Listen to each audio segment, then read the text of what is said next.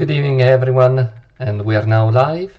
So after the latest reviews of Odysseus and of the repaired cloth for Hades, I thought that it would be useful for many people to do a guide about being a free-to-play player. So the game is clearly for both free-to-play and for pay-to-win players. So for today's video I'm using my second account, which is named after my twin brother Saga. So this is my ETA Saga 1983 account, and is an entirely free-to-play account. So as you can see from the total spending rebate, I haven't spent a single penny on this account, so completely free-to-play. So is it possible to enjoy the game as a free-to-play? It is definitely possible, but to do that you need to have good resource management. So being successful and enjoying the game as a free-to-play is all based on good resource management. So I will just show you very quickly some of my characters. So Thanatos, for example, is 1455, so it is a very good skill level for Thanatos. And then, for example, Aphrodite is 1134 with repaired cloth. Gold Yoga, Gemini Cannon 3553, Divine Cloth Shiryu 4525, DC Shun 1152, Mew 3443. So as you can see, if you think about what is needed to make a very good galactic duel team, probably there are plenty of characters here already to make a very good galactic duel team. Now, as a free-to-play, galactic duel is effectively where you will stop in terms of player versus player game mode, because as a free-to-play, unfortunately, it's almost impossible to access and enjoy the Jamir top 32. It is still possible to do the qualifications, but is definitely a challenge as a free-to-play. But if you just want to really enjoy Arena, if you really want to enjoy Galactic Duel, if you want to enjoy Legion Conquest, you can definitely do all that as a free-to-play. So now, how do I have all these very good saints? And I will just show you that at the moment I'm also pulling Ophiuchus, and I am now at 101 shards. So Ophiuchus is the next saint that I plan to have, and I will definitely have it before the end of the week. So how, as a free-to-play, can you achieve this? I will show you what is the status of my summoning gems. So as you can see, I have 743 gems, and probably in the last 2 weeks of Odysseus, I've used around 200 gems already. So how to do this, how to get to such a high level of advanced gems without paying any money? So the key is to be patient in the first few weeks or even months of the game. So being able to manage your diamonds and advanced gems is key, and also is very important to know which saints are going to be fundamental for your gameplay. So do not try to pull every banner, and only focus on the saints which you really think will be useful in your team. But also, when pulling the saints, you need to have a certain strategy. So this is all more complicated in the first few weeks or months of the game, because as soon as you start the game as a free-to-play, if you really want to be in the game and enjoy the game in the long run, you need to avoid entirely summoning for quite a while. Now, the reason for that is to reach a certain number of advanced gems to be able to play the fortune cut. So if you're new to the game, you should know that the first Monday of every month there is a special event which effectively gives you free gem. So this event works in several steps. So there are 8 steps. So each step costs a certain number of gems, and each step always gives you a higher number of gems than the one you played. So you can never lose any gems in each of the steps. So you will always gain some gems at the very least. Now, there are different number of gems needed for each level of this fortune cut. The 2 key levels, so the very last level requires 660 gems. So as a free-to-play player, it's very important, the fundamental objective that you will have in the beginning of the game is to be able to reach this last step of the fortune cut. So being able to reach the 660 advanced gems to play the last step. Now, if you're able to play all the steps in the fortune cut, that will give you a variable number of gems each month. So I think the lowest I ever received was 150 advanced gems. It can be much higher. I would say on average probably you will make something like 200 extra advanced gems per month, which is significant. And of course, when you consider the summoning strategy that we will go through now, will explain how you can remain a free-to-play player and still have good saints, still have skill books, still have a decent number of advanced gems. So what is a good summoning strategy? So the best summoning strategy for a saint that you really want to have is to actually pull 40 advanced gems per day. Now, why is that? Is because of the rebate that is given on each day. So the only certain way to obtain a saint in this game is through shards. So the chances of summoning a saint, even a banner saint in normal summon, are extremely low, and you can never rely on those really. So the only certain way of summoning a saint is through shards.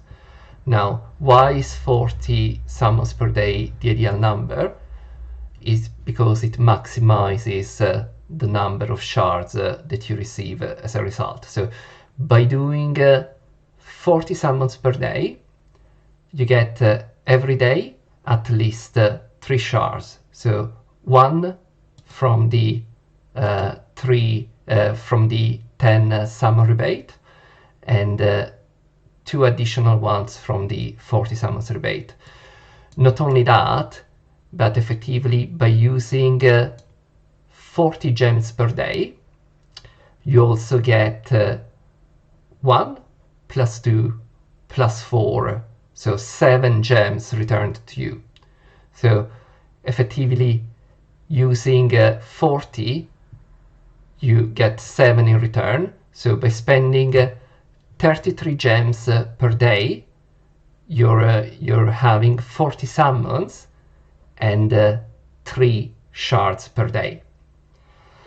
Now, so if the strategy to use on the last day or two really depends on how things are going and whether, for example, you're receiving any help on the shards from your legion.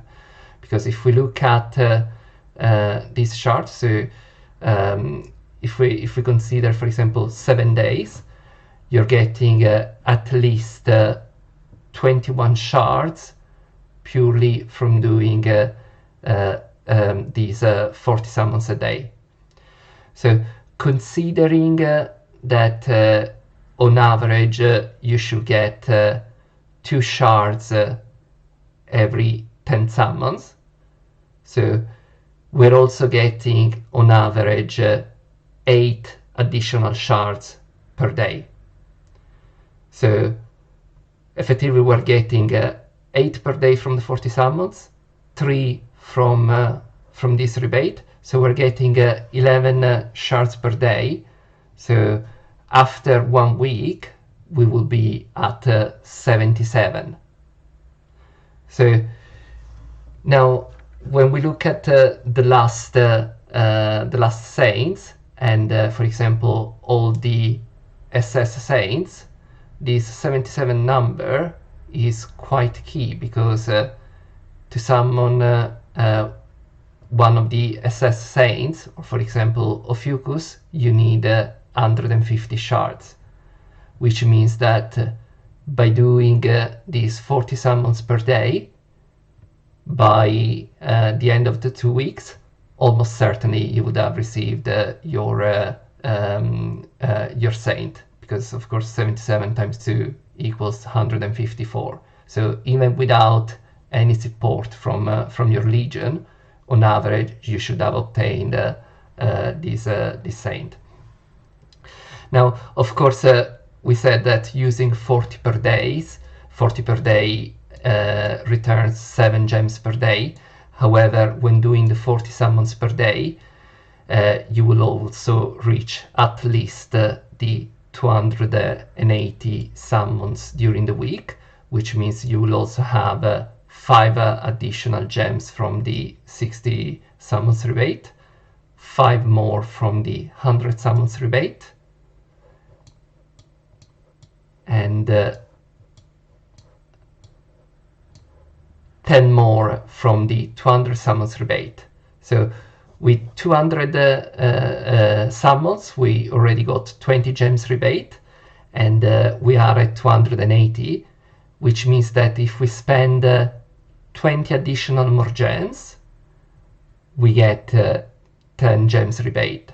So the reality is in a week when you are pulling 40 per day, on the last day or in any of the days that you're feeling particularly lucky, you should always add 20 extra summons to be able to reach these 300 summons rebate, because you will get 10 additional gems and a few other good items. So the friendship items are always there, the skill book shards are always there.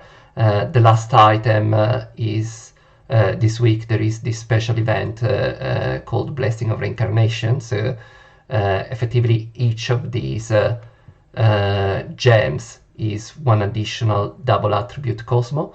Sometimes you will find double attributes Cosmo instead of this item, so it changes, but it's always a quite valuable item. So again, what is the best strategy to obtain the saint you want as a free-to-play? 40 per day, trying to reach the 300 summons during the week. So 40 per day and 20 extra summons across the 7 days. So in this way you will always reach what you need to. Now, what is significant to try and buy with during these limited time exchanges? So as a free-to-play, one of the most important items to get is the flower bouquet. So this week, because of Ophiuchus and because of Hades, there was the Absolute Domain bouquet on offer for 500 diamonds. So as a free-to-play, getting flowers, and in particular flowers for the Absolute Domain and for the God's Guard temple is very difficult. So because of these, whenever there is an offer that allows you to buy flowers for diamonds, it's always extremely important to get it. So what is then the main use of your diamonds? And as you can see, I still have quite a decent amount of diamonds here. So your diamonds will be almost always be spent on the advanced gem pack. So every 1000 diamonds, you will always get 11 advanced gems. So very important to refill your gems and maintain a sufficient number of advanced gems to reach the last step of the fortune card. So always try to use your diamonds for these advanced gems. At times, it will be important to use diamonds to get some specific cosmos. So whenever, for example, there are some SS Naga pearls, or for example SS Dragon's Chant with 20% discount, that can really be a good deal considering how useful these cosmos are. So it's up to you. It really depends whether you want to play at some higher PvP level, so let's say diamond and above. If you play below diamond, you probably do not need to spend diamonds on these advanced cosmos, and you can just spend your diamonds on the advanced gem pack. So let's have a quick look at what is important to do on a daily basis then as a free-to-play. So just having a quick look at the assistant. So it's always important to do the Athena trial. At the moment, I'm not really trying to advance. As a free-to-play, you can definitely reach the higher levels, and it's particularly important to try and get to level 101. So 101 floor and the third level, because by completing that, you can effectively get every day 5 nether cosmos for free. So ideally, you should try to reach that. Now, this is my secondary account, so I'm not really bothered. I already do have some good nether cosmos where I need them, so I'm not doing that. Star Illusion and all the other daily bounties, try to complete as soon as you can the nightmare difficulty, and then you can just do a quick complete. Mystical treasure, always important to do, and of course also the Saint Arena is always important to do at least the 5 free attempts in order to get the rewards. So we'll just try to do it very quickly here and see that we can get some really decent rewards by doing this. So let's try again. So as you can see, I really try to minimize the time spent on this account.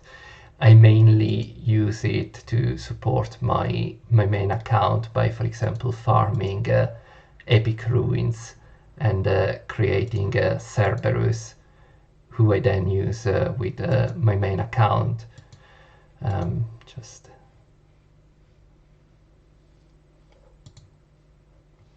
So last, and so as you saw, we got 50 of these items. So these challenge tokens, every 500 you can get a skill book shard. But then, as you can see, by doing the 5 free attempts, we get 5, 10, 15, and 20. So is an additional 50, sorry, and there is also another 25. So is an additional 75 badges that you can use to buy these skill book shard. Now you also get, for example, 20 additional diamonds and 1 normal gem, so it's free, so definitely do this. And of course do the mystical treasure, which I haven't done here because there is a surprise stage, so I'm just waiting to go there with someone from the Legion. So the other things that you always need to try and do are the 12 temples of Hades. So always try to reach the last level, because reaching the last level in the first screen allows you to maximize the skill book shards. So again, as a free-to-play, you can probably do hard, and you can probably reach the last reward also on the hard level. However, the overall rewards are effectively almost the same. So the key rewards in terms of skill book shards are exactly the same across all levels. So the hard level has some better rewards, in particular if you reach these 25,000 points, which is definitely a big challenge to reach as a free-to-play, and again is not really needed. So my recommendation as a free-to-play is to focus on medium and reach the last reward of the first screen. So again, fundamental to also do the Massey Tower. So try to do at least the normal floors. So the rewards on the last 20 floors are not that great. So if you want to save time, you do not need to do them, but you still can get a few more advanced gems and a few more maps. But ideally, you need to do at the very least the first 4 sections of the Massey Tower, because doing the first 4 sections gives you quite a few advanced gems, quite a few maps, but most importantly, it gives you 10 skill book shards. So at this point, I think let's go through what is the strategy that you should use for repaired clothes. So as you can see, I have activated Shura, Saga, Aphrodite, and a few more pieces. My next plan is to activate Doko. So why this? So at the moment, Shura and Aphrodite, I've used them and I'm still using Aphrodite in PvP, so I wanted them to be repaired. Saga is a very strong saint in PvE, and for example for the Legion boss, and it gives a very strong treasure pavilion bonus for cosmic attack. Doko again is not really a saint used in PvP or PvE right now, but he does give a very strong bonus in the treasure pavilion.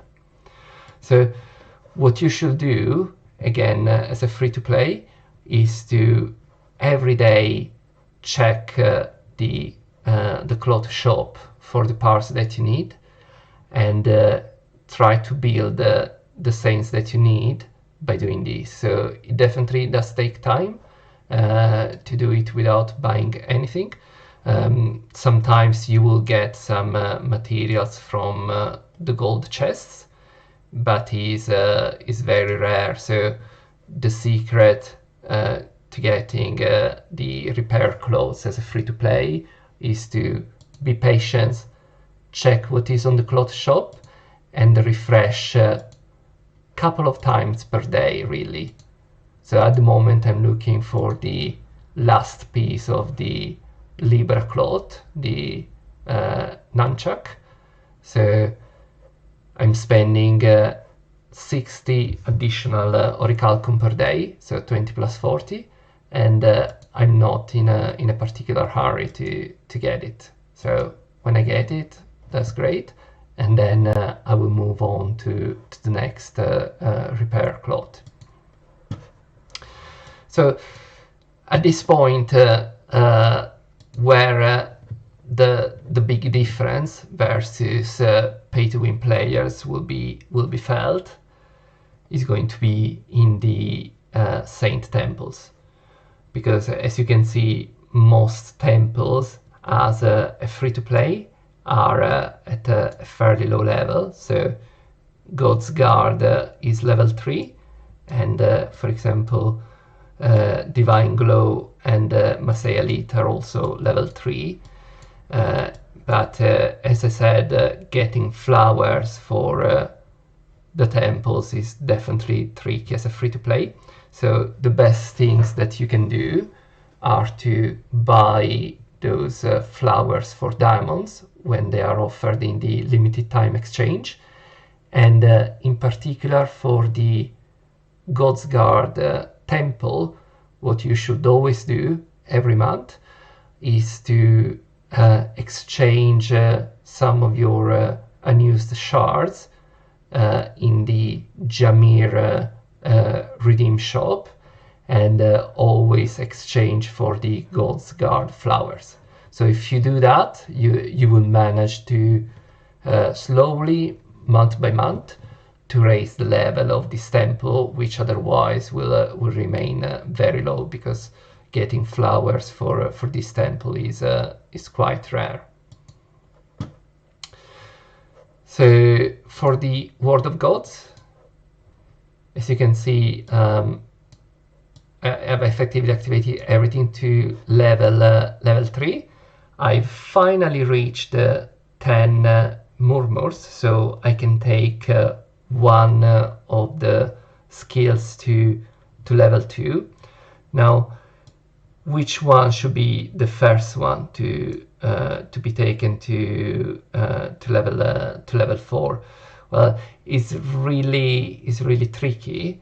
So it really depends from what team you like to play. So, for example, if you like to play Aphrodite, Ares Brutality is great. So there are many teams which use Ares Brutality. Aphrodite's Shyness is probably the skill that is more used and across a wider range of teams. However, the problem is that with Aphrodite's Shyness, the only thing that really changes at level 4 is the level of physical and cosmic defense. So it improves by 10%, but the cover still only lasts 1 round. So the big improvement for Aphrodite's Shyness only happens at level 5, when the cover lasts 2 rounds. So is it better to invest in Ares Brutality or in the Aphrodite's Shyness? Probably, if you're free to play, it's better to use the Ares Brutality, because these increase in damage, so there is an extra 20% damage and an extra 5% deep wound is more significant than the increase in defense that you get on level 4 of the Aphrodite's Veil. So in my case, there we go. I will activate this. So as a free-to-play, reaching level 5 will take a considerable amount of time, because 20 murmurs of the goals are needed. So definitely not quick to reach. So again, in terms of how to further strengthen your characters, when we go to the treasure pavilion, so for PvE, like, it's quite important to reach these. I do care about PvE, but I'm not that crazy about it. I've already reached everything that I needed to with this alt. So definitely, if you can get also these ones, you can easily get all of them active. However, if you play PvP, what you should really focus on are the display cabinet, the KOTZ codex, and the priceless treasure. Now, if you're able to activate the KOTZ codex for certain key saints, such as, for example, Libra, which gives 270 physical attack and 0.8% physical damage res, or Saga, for example, which gives 270 cosmic attack and 5 death pierce, and again many more. So for example, even Pegasus, a B Saint, gives 180 physical attack. So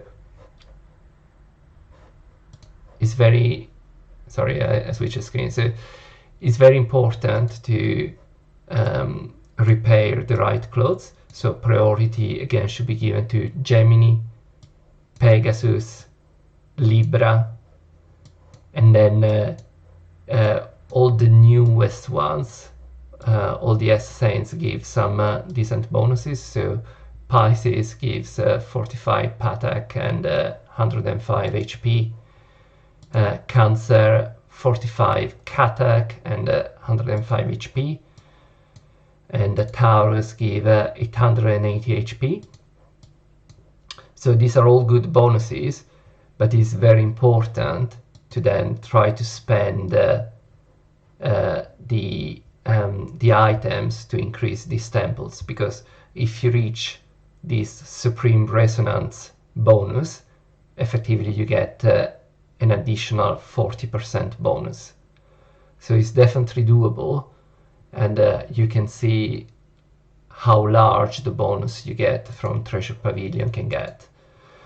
So as if you're focused on PvP, so try to awaken, try to repair these key clothes, so Libra, Gemini, Pegasus, and all the latest ones really, and try to activate the 40% bonus for KOTZ codex. Then display cabinet also gives some very good bonuses for both PvP and PvE. And again, try to reach the Supreme Resonance.